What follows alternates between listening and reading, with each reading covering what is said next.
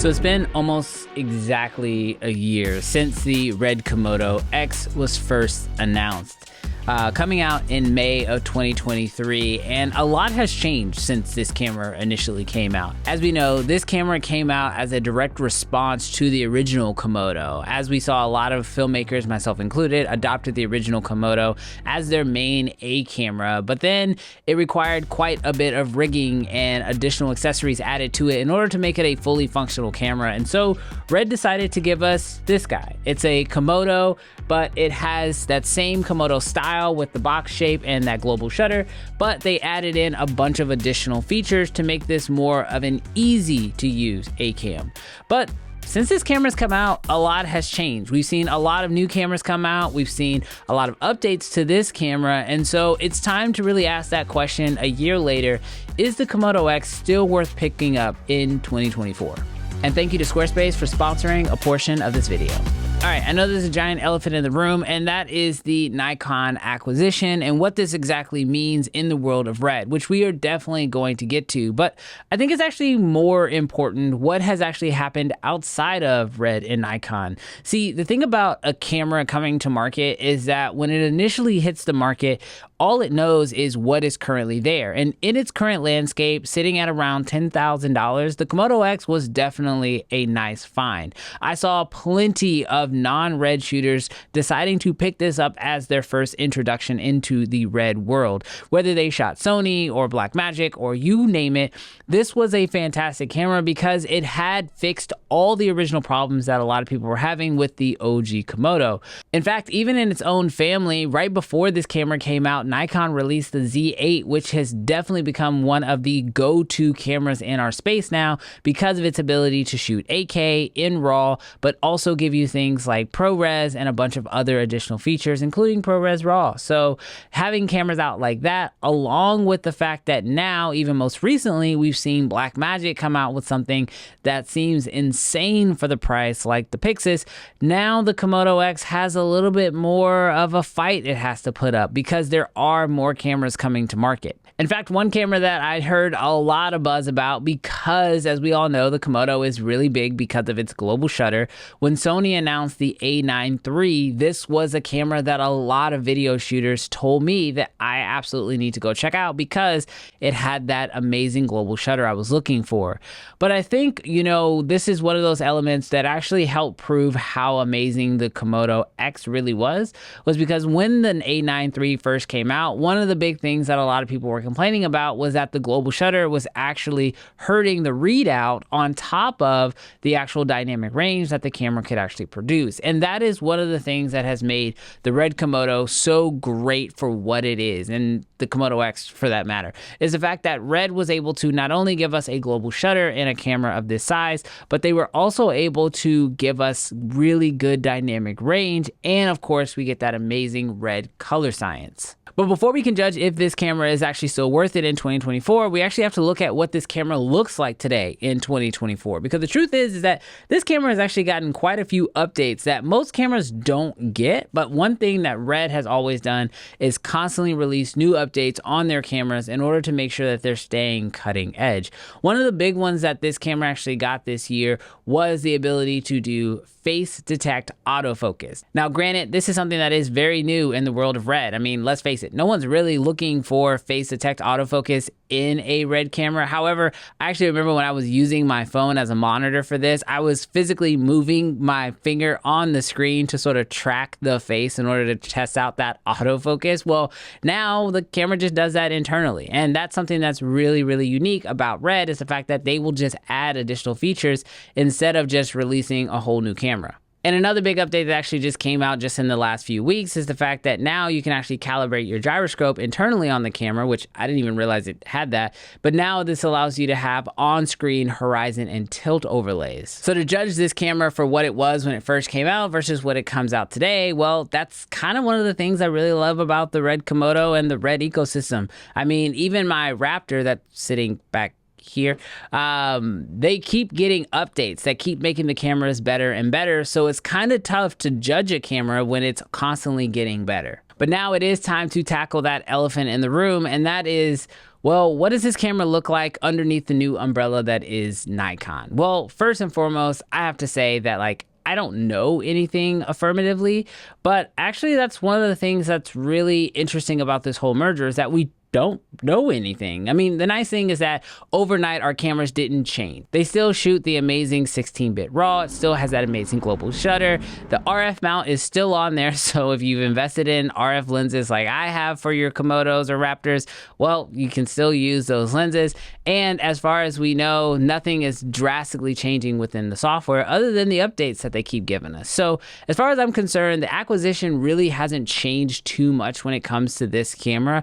And so if you are someone who is in the market and you're worrying about how this acquisition could affect this camera, I don't really think it will too much. Now, there are some things that I would be excited to see. Like, for example, as I mentioned before, right before this camera came out, Nikon released the Z8, which also shoots RAW, but it shoots 12-bit RAW. I would love for that to somehow be like a R3D Lite 12-bit RAW codec or something, just because it's going to be way more flexible in different NLE editors.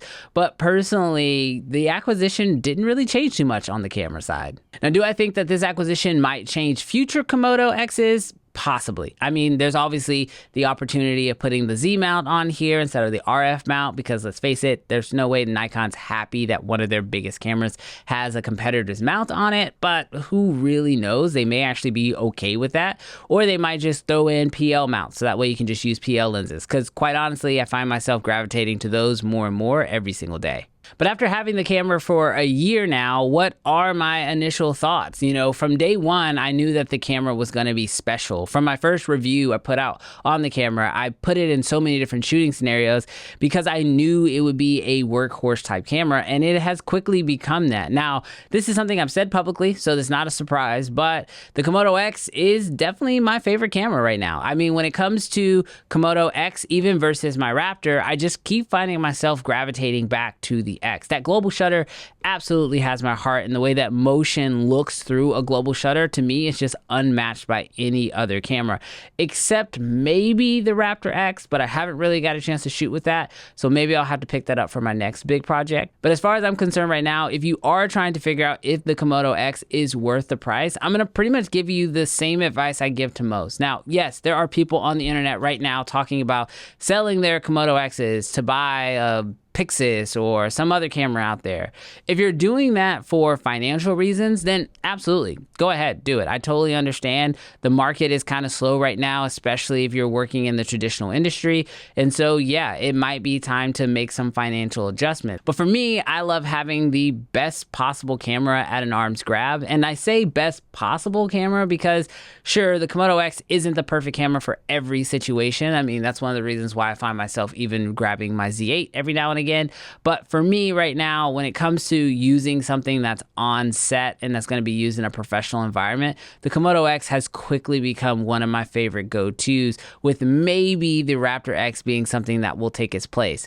Now, to give you guys full context, I am kind of transitioning. I mean, for the longest time, I have been shooting tons of commercial projects, doing a lot of interviews and that kind of stuff. But recently, I have been finding myself trying to get on more film sets. I've been wanting to shoot more narrative work, and so for that reason, there's just a certain look that I want my films to have, and quite honestly, the Red system allows me to get that look, and the Komodo X allows me to do it at a really, really good price. And I even find myself using this camera even on bigger projects. Like in a couple days, we're actually going to be announcing or releasing our first big project where we actually shot a little short Star Wars film, and we shot that entire thing using the Komodo X. And the reason why we did that was because the global shutter played really well with the actual LED wall that we were using. So for me, if you are in the market for a Komodo X in 2024, yeah, it's absolutely worth it. I think it's a great camera, and Red continues to keep making it better. If you are concerned about the other cameras that are in the market, currently there's nothing out there right now that gives you global shutter, 16 bits RAW, can shoot at 6K up to, I believe, 80 frames per second, and even faster if you actually make some adjustments to your aspect ratio. And that really gives you this color science coming straight out of camera. So if you are looking for those things and you're nervous about picking up a Komodo X in 2024, I'd say don't be. It's a fantastic camera. There's just nothing out there like it right now. And this camera is already a year old and still nothing has come close. But thank you guys so much for checking out this video. And before we hop out of here, let me quickly thank today's video sponsor. Today's video is sponsored by Squarespace. It is a website that helps you build a website. They make it incredibly easy by giving you pre-made templates that make the entire design process super simple. This means if you want to launch a website pretty quickly, Squarespace is the way to do it. On top of making the design part incredibly easy, they also have added in Squarespace AI, which will actually help you through the entire process, including SEO, to make sure that it's easy for your potential viewers to find your website. One of my favorite built-in features is actually the email marketing campaign. This means you can do everything you need from directly inside of Squarespace, and when you're ready to check out, they have an incredibly flexible payment process. Now, I actually built my entire website using Squarespace, and I am not a coder, never have learned coding, and so that's one of the best parts, is that if you are someone who wants to get your business up off the ground, start your new endeavor, sell products, whatever it might be, and you need a website in order to do that, honestly, the easiest way to do it for me has been with Squarespace, which is why I've had my website with them for years. And if you're still not sure about giving Squarespace a shot, you can definitely sign up for a free trial and build your website now. And when you're ready to launch, you can save 10% by using my link down below in the description. That's squarespace.com/Brandon Washington. And thank you to Squarespace for sponsoring this video.